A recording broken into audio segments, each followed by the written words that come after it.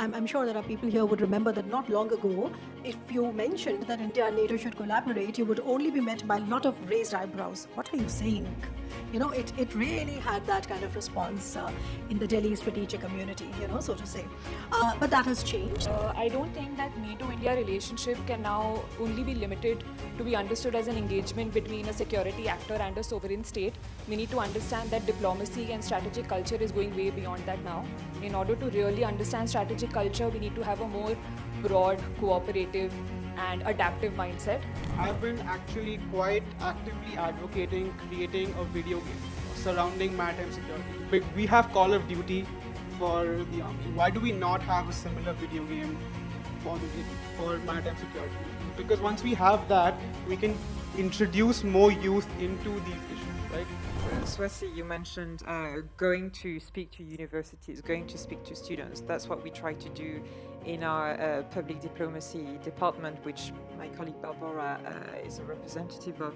So speaking to students about the substance, but also what we do in our day-to-day jobs. I think for people to better understand what we do. Hi all, this is Anirban Datta. I'm serving as engagement lead from the GEOSTRATA. On behalf of the GEOSTRATA, I would like to welcome you for the third panel discussion series, Readiness Is All, Youth in India and NATO Strategic Culture. As we proceed ahead with the discussion, we have come across that the next generation leaders and thinkers are currently shaping the global political order and the world order in itself. So this actually brings forward an important question of how the Indian youth and youth from the NATO countries can collaborate with each other and bring forward changes and solutions forward to tackle the critical security challenges which are there in the global arena. So to start ahead with the discussion series, we have a fantastic set of panelists in front of us. We have Ms. Sophie Briquetti, Political Officer from the Global Partners Section from the NATO Political Affairs and Security Policy. We have Dr. Swati Rao, Associate Professor and Associate Dean from the Jindal School of International Affairs, OP Jindal Global University, and she's also working as a consultant at the Ministry of Defense. We also have Dr. Shreya Sinha, who is currently working as a research associate at the Europe desk at the Vivekananda International Foundations. And lastly, we have Mr. Soham Agarwal, Associate Fellow at the National Maritime Foundation, New Delhi. So it's great to have you all with us in this panel discussion series. So to begin ahead, as we have discussed that there are numerous challenges which are facing the current global world order, like most traditional, naturally, it's the non-traditional security threats which are affecting. If we talk ahead with regard to cybersecurity, then regional instability, it brings to the question how does NATO strategic culture is evolving to integrate the youth perspectives. So I'd like to start ahead with Ms. Sophie Briquetti. How do you think that NATO member countries, including from the global partners like India, can collaborate with each other to share the future of security as well as defense policy in the contemporary world order? Thank you. Good afternoon, all of you. It's really, really great to be here. So thank you so much to the organizers. And I must say I'm very impressed. I've attended the conference since the beginning, and I can tell that there's been a lot of work going into this conference, and judging the quality of the discussions, the attendance, it really is great. So congratulations to GEOSTRATA in particular. And I must say that I love speaking to the youth, to younger colleagues, to undergrad students, or to groups of different backgrounds, and coming from this region as well. So I always love doing that, whether it is to talk about careers or to talk about more the substance. Because I think any group, particularly younger people, come with fresh ideas, out-of-the-box ideas. They use a lot of social media. They get their source of information in a different way that older generations do, and they can challenge assumptions. So you always have to reflect, think, challenge yourself, explain yourself in a way that makes sense to your audience. So I think this is always very useful. And speaking about NATO, so I work in political affairs, as you rightly pointed out.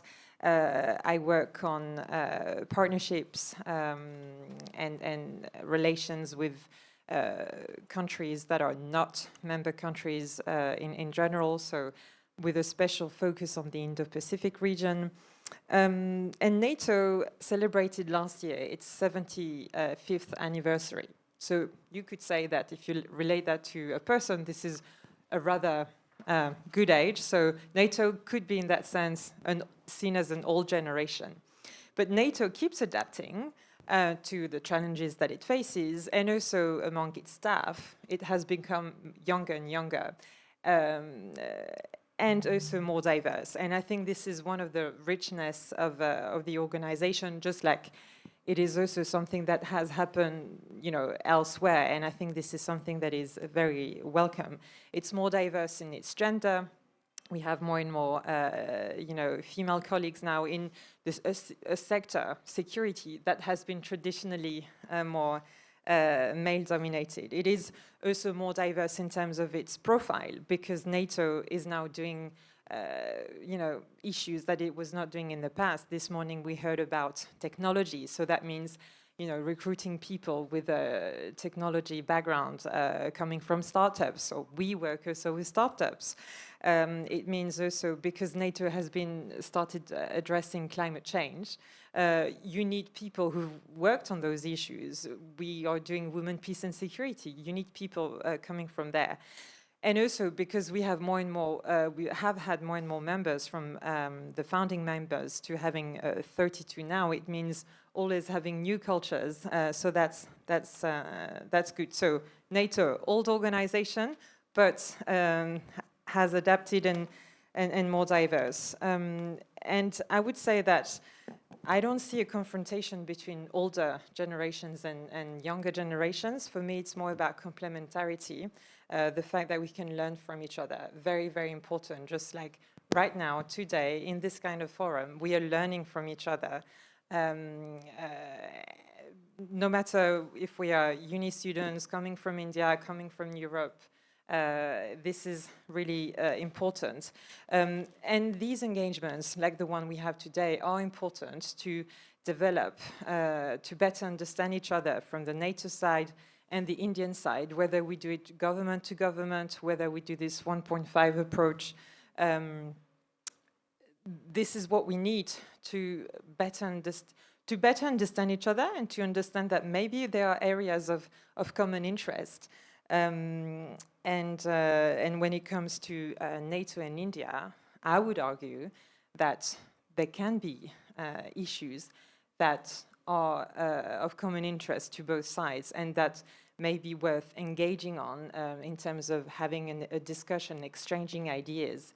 This can be about maritime security, this can be about cyber technology, and simply better understanding each other's perception of our own security environment. I would like to make just one last point. Integrating youth perspective for me in an organization or in a country as part of the governance structures. I think that this is more and more common from what I can see in many countries in Europe, what I can observe directly. And I would hope that this is like integrating gender perspectives 15 years ago, which is something that was maybe not a given back then, but now has been mainstreamed. So I would hope that integrating the perspective of the youth would take the same journey that WPS took 15 years ago. Most importantly, as you have talked about, if you're focusing more on the new strategies as well as critical technologies, Such initiatives were undertaken by NATO since 1991, when the entire concept of security actually changed, and we have seen like very similar strategic concepts coming down from NATO itself. And most importantly, if we have a look into it, we must see how exactly Europe's strategic culture is currently facing with currently global conflicts happening around the world. This particular, obviously, this particular questions will be related to Dr. Swasti Rao. How exactly, given India's growing regional prevalence, especially with NATO coming in, and NATO's focus on collective security and India's concept of strategic autonomy is not quite similar. But in that regard, how do you think the strategic thinkers from both India and NATO countries can come together to build up grounds for practical cooperation in order to succeed, but also to make sure that we can come forward with actionable strategies for the future? Thank you, Anirban. That's quite a lot to unpack. Thank you for this opportunity. And first of all, let me just commend Sophie for being so on point when you said that we need to engage more youth. And frankly, that's why we are here. So I think I really commend you for stating that and underscoring it again.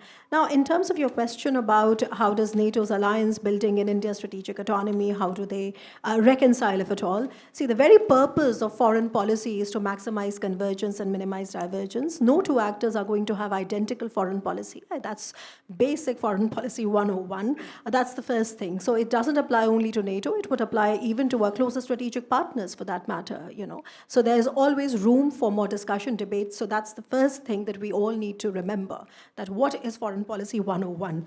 On the second thing I think that we need to underscore is that because this is on strategic culture, we are a country. A lot of Europeans find it very strange that India doesn't have a national security strategy, etc. I think India does have a grand strategy. India does have a vision for its comprehensive national power. And right now, we are in times where we see that there is a lot of debate and discussion on trying to find our sources of traditional strategic culture in the middle of a world which is changing very fast. So long and short of this point is that we are in a situation, we are in a in a moment, in an intersectional moment where there is a lot of fluidity, frankly. And there is a lot of room for maneuvering, for recalibration, etc. And one thing when it comes to NATO, and I would like to point out, is that on the one hand, India has come out of a lot of its past inhibitions, that Dr. Jaishankar keeps referring to as this very irrational anti-Westernism that you saw in Indian foreign policy and strategic thinking for a long time because of a certain historical reason. But now, because the context has changed, I think it should also apply to how India must develop a kind of a strategic communication when it comes to NATO. Because like I said when I was moderating, is that NATO is not the NATO that was there in the Cold War times. NATO today has a 360-degree approach of how they define and understand their strategic context. And I would urge everyone here who have not done it to please read the NATO Strategic Concept of 2022. It has about 50 points. Even if you don't want to read all the 50 points, you can read points numbers 6 to 19, and it would give you a fair idea of what it plans to do for maritime security, for maritime domain awareness, for climate, for cybersecurity, for critical and emerging technologies, etc. And that, in my opinion, gives a framework for us to start and having a dialogue, because India should be acting in India's national interest. Okay, and perhaps just my last point, which I think a lot of younger people here would perhaps learn from. Sophie just mentioned that last year it was NATO's 75th anniversary. And I'd written a paper. I will not tell you where I sent it, but I did send it somewhere. And when I got the reviewer's comment and my paper had a basic disjunct. I had argued for India to cooperate and have a dialogue with NATO based on the strategic concept of 2022, which is a very comprehensive understanding of security, especially in the non-traditional sector. The reviewer's comments that I received was all about India should not become a member of the NATO. And in my opinion, this pretty much sums up the disjunct that we face NATO is not coming to Indo-Pacific or is not interested in Indo-Pacific for adding its more membership. I think Indians also from our side need to come out of this mindset and understand what this evolution is all about.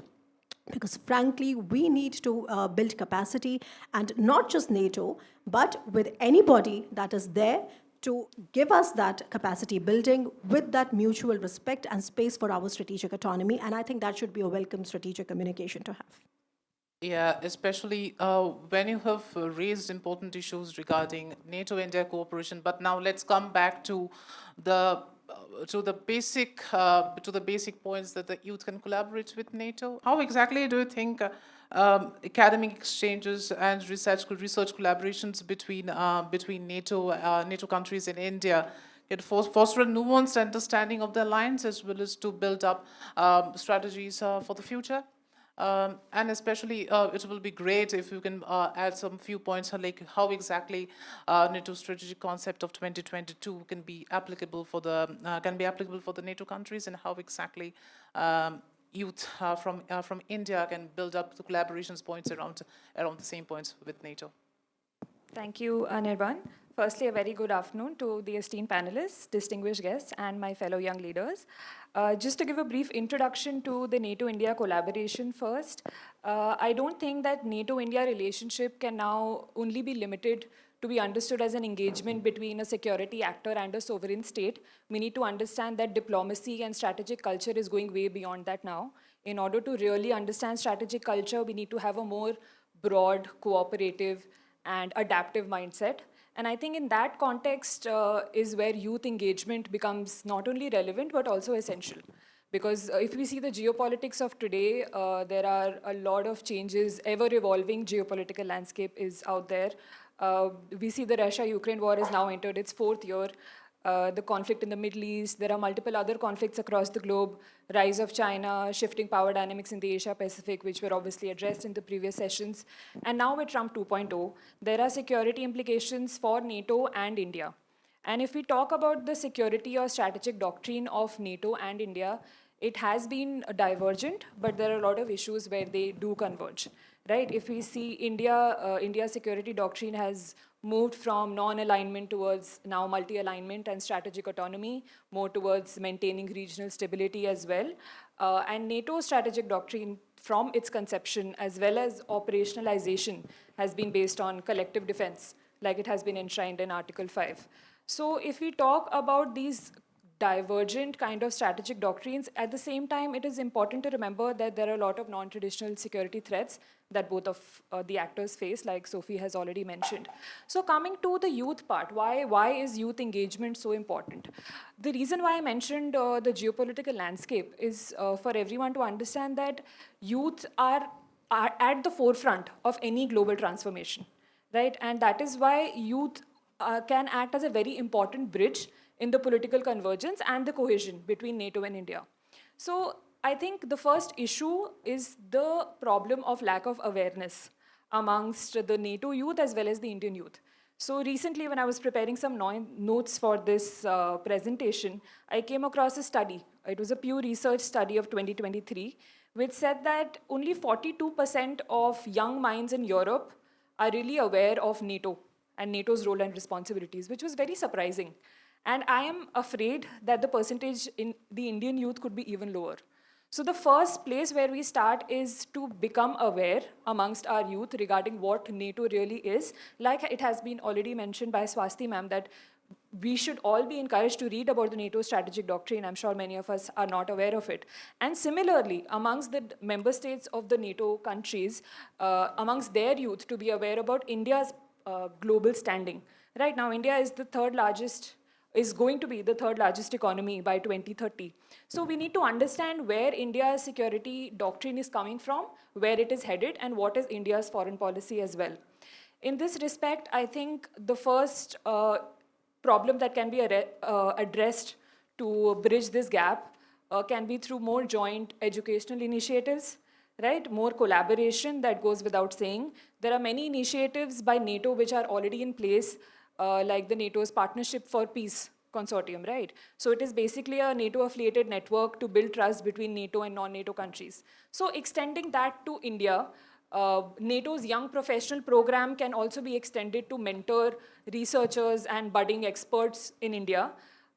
Similarly, there is NATO Cyber Defense Pledge in terms of cybersecurity and AI, because AI is really modernizing not only warfare, but I think it's transforming the global security landscape. So for initiatives like the Cyber Defense Pledge to also be able to collaborate with Indian youth experts or budding technology experts is also very important, because collaborating can only lead to more AI tools which will be able to combat the threats which are there.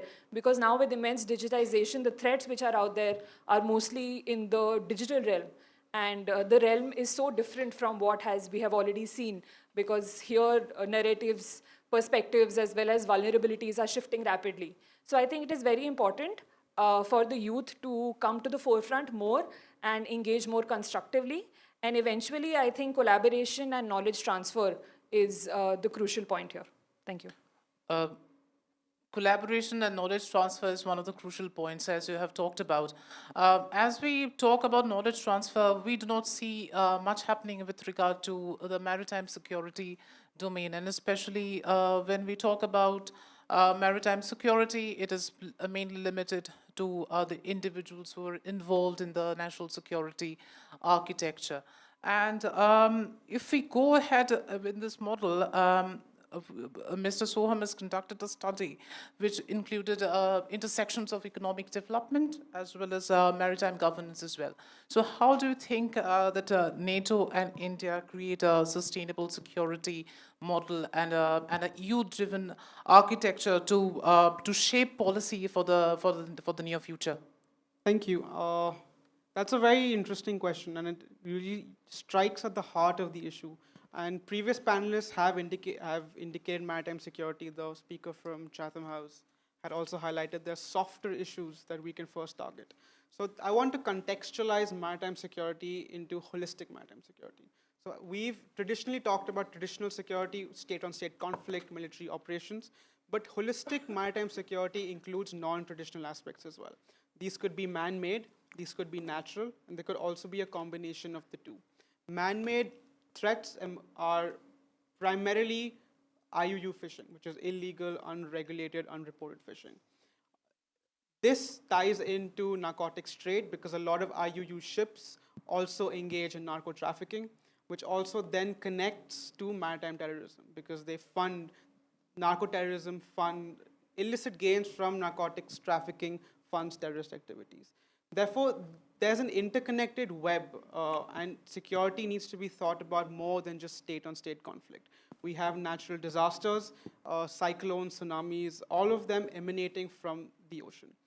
So these avenues act as matters on which NATO and India can cooperate because they are less sensitive and usually address solving shared problems.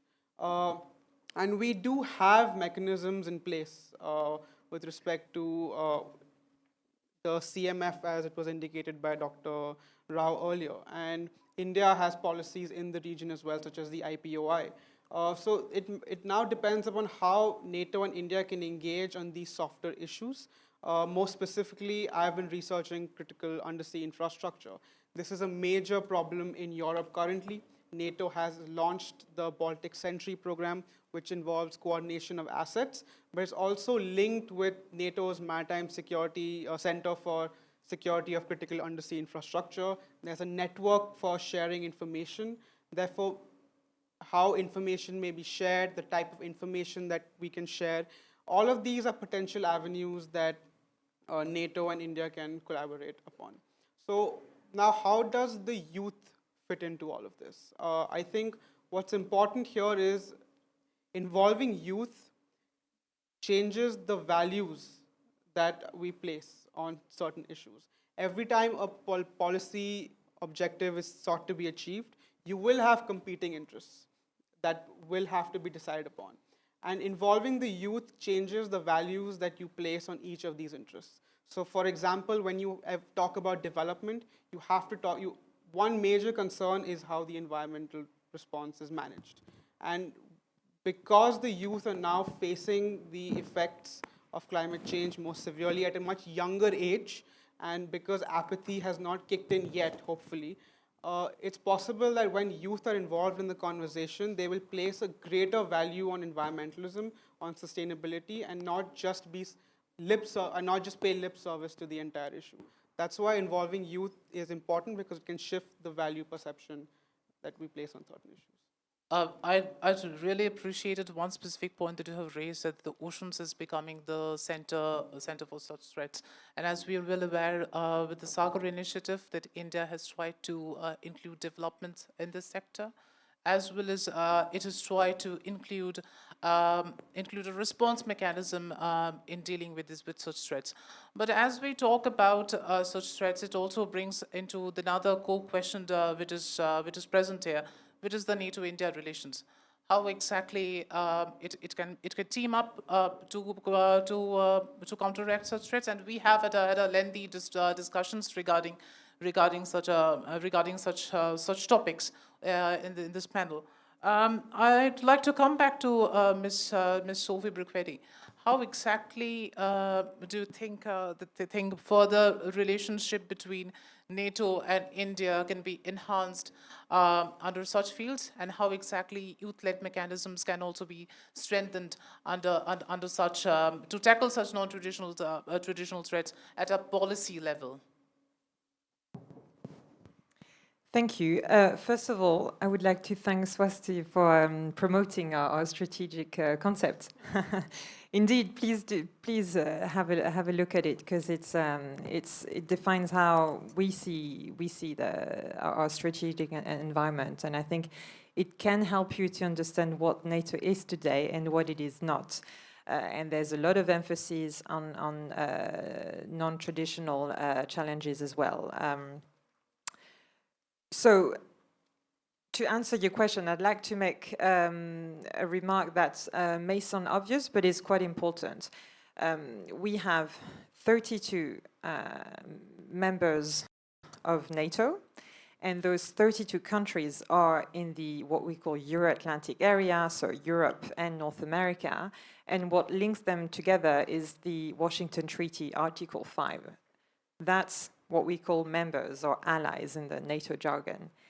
Then you have partner countries. That's what Barbara mentioned this morning, my colleague, about having about 35 partner countries. And the important difference there is that they are not bound by that Article 5.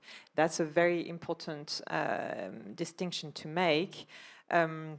Those partners can be in Europe, or they can be in the Indo-Pacific region, like India, Australia, Korea, or Japan.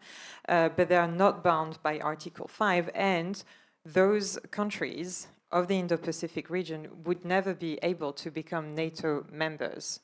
Why? Because our Washington Treaty, our founding treaty, says that you have to be located in Europe as one of the criteria. So that's an important distinction. And then you have, basically, if you're not a member, if you're not a partner, you know, then you don't have a partnership with NATO. India is not a partner. We fully respect that. But what we want, what NATO would like, is to enhance its dialogue with India, because we see India as an important regional player, of course, but also an important player on the international scene. So we want to enhance our dialogue, and that does not mean having a partnership with NATO. And we think that we can learn from each other, compare notes, exchange on different issues. And as we have mentioned, we do believe that there are issues of common interest where we can learn from each other. And because NATO does a lot nowadays on cyber, on what we call emerging disruptive technologies, like artificial intelligence, like quantum as well, then we think that there can be merit in having a discussion on this. As I mentioned, Maritime is another one. I can add maybe another one as well, which is interoperability. You know, NATO is a political military alliance. It sets a lot of standards for military assets, and these are standards in turn that are used by the UN for its own peacekeeping missions. And India is one of the main contributors of UN peacekeeping missions, can maybe find this conversation interesting on interoperability and standards in general. So this is about dialogue. This is not about partnership. And indeed, NATO has various tools to enhance that dialogue. We mentioned before centers of excellence on specific topics. We have things going on at headquarters. We have our military structures that have their own situational awareness channels going on, their own courses. So I think these are ideas how to enhance dialogue and situational awareness to understand better each other. And we can do that at different levels, government to government, with think tankers, and indeed with the youth. So we'll stop there. Basically, when we talk about the extension of the NATO member states from 12 in 1949 to the present number, and it is encompassing around 1 billion citizens from across the NATO countries. So this particular figure is in itself a reflection on mutual trust and understanding between the NATO countries. And we would definitely like to come back to Dr. Swasti Rao, especially when we talk about defense partners and Western powers, and since NATO in its original structure was considered as a partnership as well as a military alliance.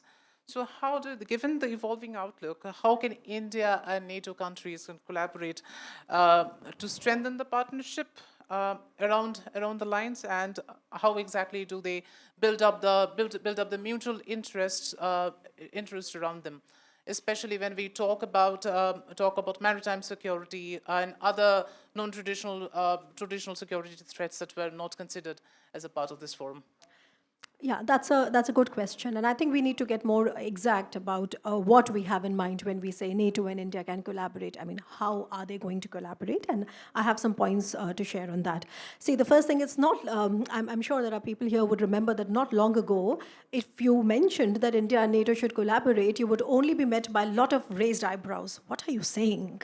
You know, it really had that kind of response in the Delhi strategic community, you know, so to say. But that has changed. And one of the reasons that has changed is that it is true that the Ukraine war has been an enabler of conversations that did not exist before.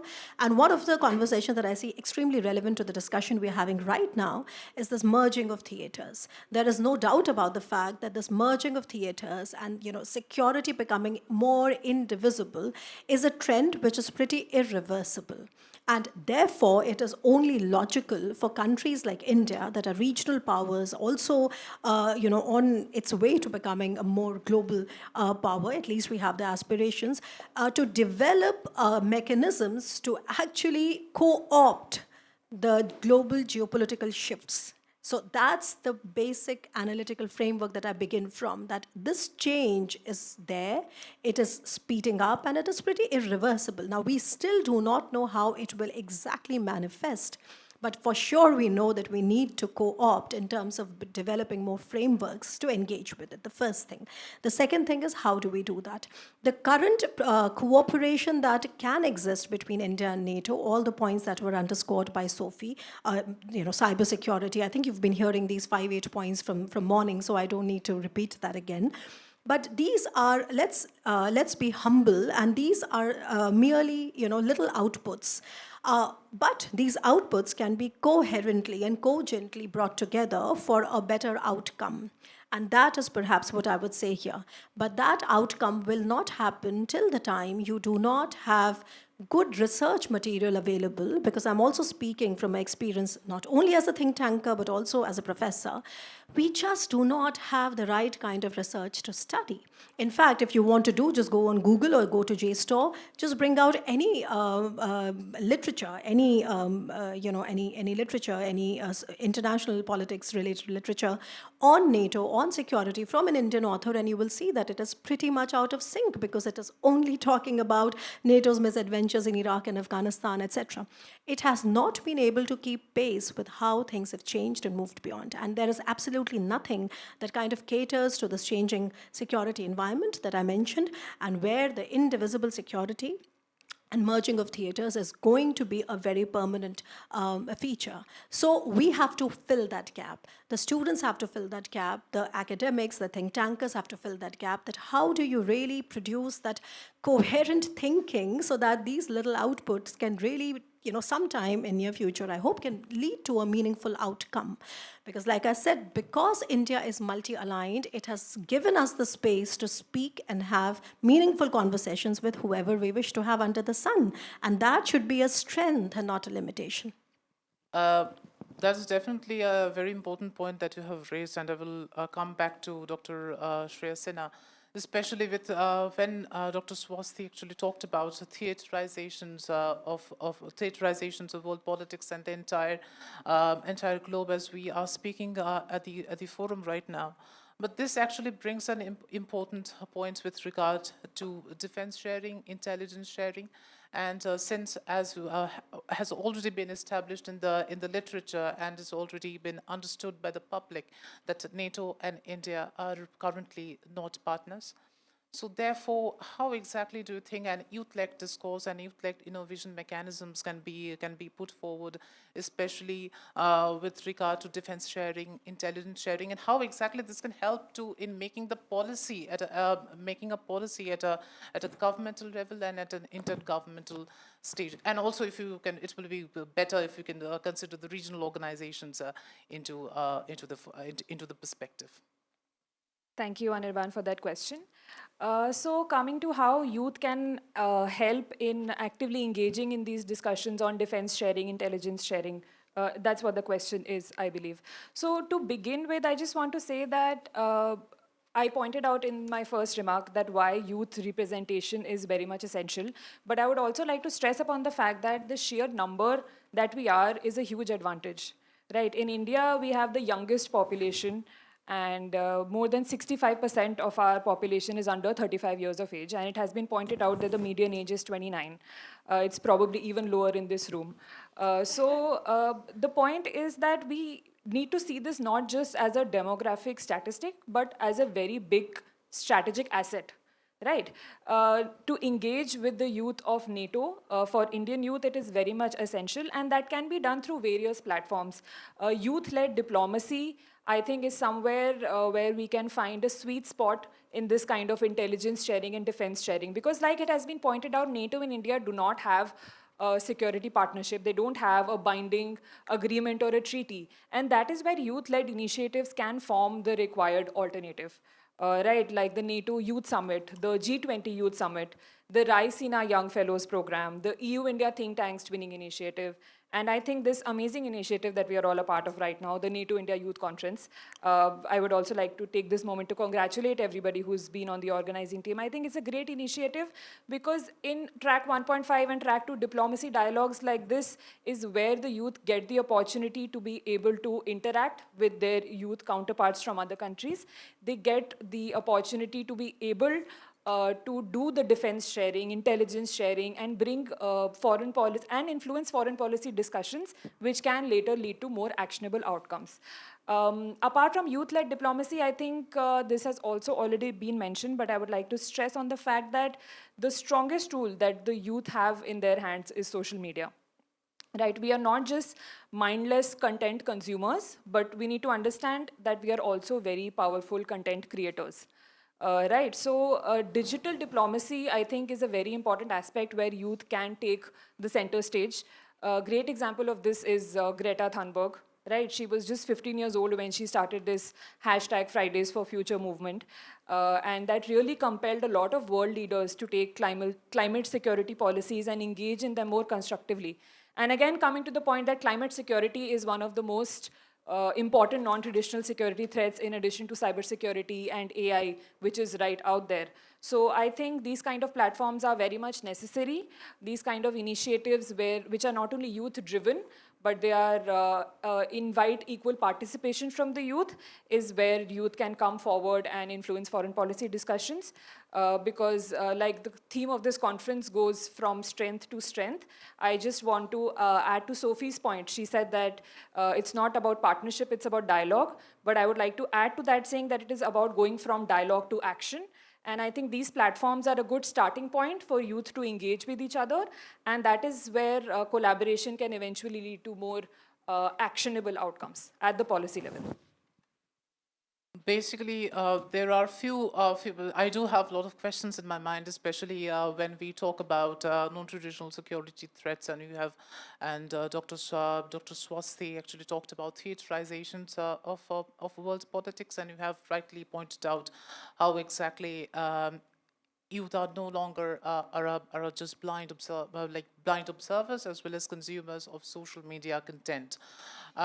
So given this forum, it is also exposing the youth to opportunities as well as challenges which are currently confronting the global order, as well as with regard to the spread of the knowledge related to intelligence. And given my brief backgrounds with regard to open source intelligence as well, I would have come across how exactly open source intelligence is currently influencing the global order, as well as it's also trying to bring youth into the forefront. So I would just like to direct my next questions to Mr. Soham Agarwal before we open the panel for Q&A sessions.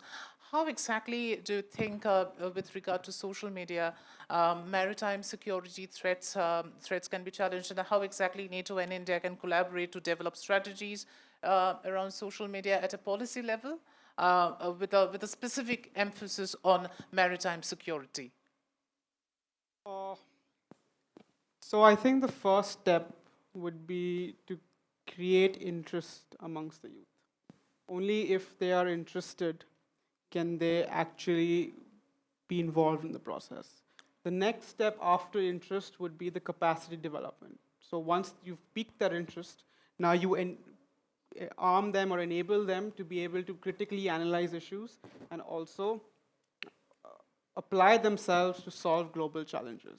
And the third would be to open up options, career options, or platforms through which youth can actually engage themselves in policy making. So all three strands are extremely important. So how does social media play a role? Social media consumption amongst the youth is really extremely high. So creating infographics and trying to summarize issues in short reels or to pique their interest would be a good starting point. Social media can be a really great way to introduce these issues to the youth. I've been actually quite actively advocating creating a video game surrounding maritime security issues. We have Call of Duty for the Army. Why do we not have a similar video game for the Navy, for maritime security issues? Because once we have that, we can introduce more youth into these issues, right?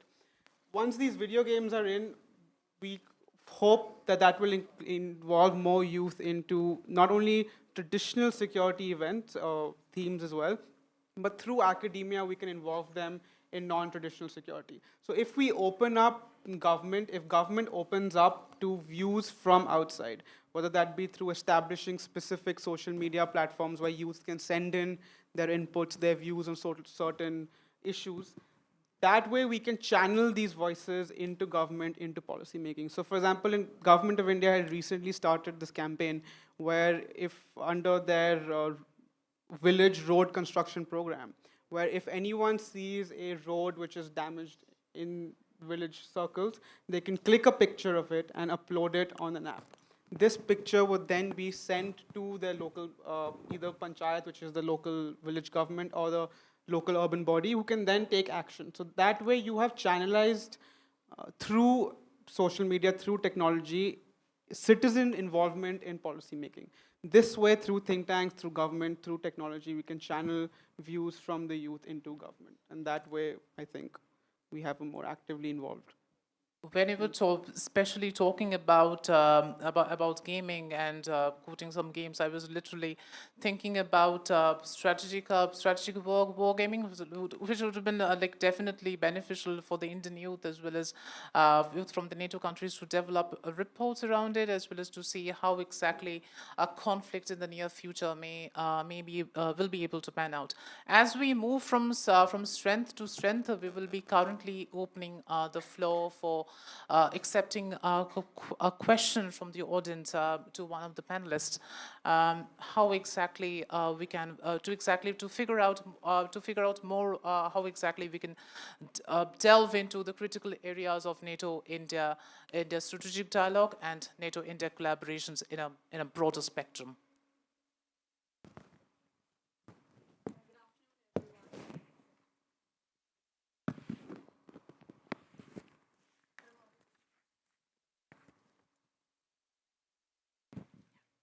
Good afternoon, everyone. My name is Ridayum Ahmed, and I work in US-Asia partnerships. First of all, love the panel and love the representation. Thank you so much for that. So my question is following up to what was being discussed. I still feel that the ideas of diplomacy, especially with the NATO and India partnerships, this is something which is kind of an elitist concept, because I feel that we are using English as a medium talking about all these things, and when we talk about tier 2, tier 3 cities, or most of the students, where in India specifically, we are running after, mainstream careers. And considering that, India comes from a South Asian concept of collectivism, family, culture, society plays a very important role. How do you guys look forward to kind of, see that the parents as well as the students see this as a mainstream career, as well as something they could look forward to, especially with the intersection of science, diplomacy, political science, and with other streams, even say policy making is something which is very crucial. So how do you ensure that this is something which is touching the youths of not just India but also Europe and other parts of the world, as well as how do we see an intersection of different fields which these students are coming from, so that they understand the importance of the diplomacy and the policy making in NATO-India relations? Thank you. I hope this question is directed to Ms. Sophie Briquetti. Sure. Sure, I can offer some perspectives. I think I quite like this idea of a video game. I think that the idea is that to get people interested, you have to play some sort of game, maybe, or try to get assigned a role as if you were pretending you were part of this organization. And I think we have those things existing, UN models, or those things exist. So you're assigned a country, and you have to play the role of that country in the organization, whether it's the UN, whether it's I'm sure there can be similar things for the European Union or for other regional organizations. Just to understand what are the processes, what are the interests, how do you negotiate as well? Because multilateralism is about negotiating as well. So I think these can be incentives to get interested. I think. Swati, you mentioned going to speak to universities, going to speak to students. That's what we try to do in our public diplomacy department, which my colleague Barbara is a representative of. So speaking to students about the substance, but also what we do in our day-to-day jobs, I think for people to better understand what we do. And I can tell you that I do a mix of analysis, briefings to, briefing my superiors about, what's going on in the region I cover, advising on, things we could be saying or in terms of speaking points, it's about also engaging in diplomacy, speaking to the diplomats of the countries in question, explaining what is possible, thinking out of the box in terms of, okay, we have this situation, we have that interest, how we can get from there,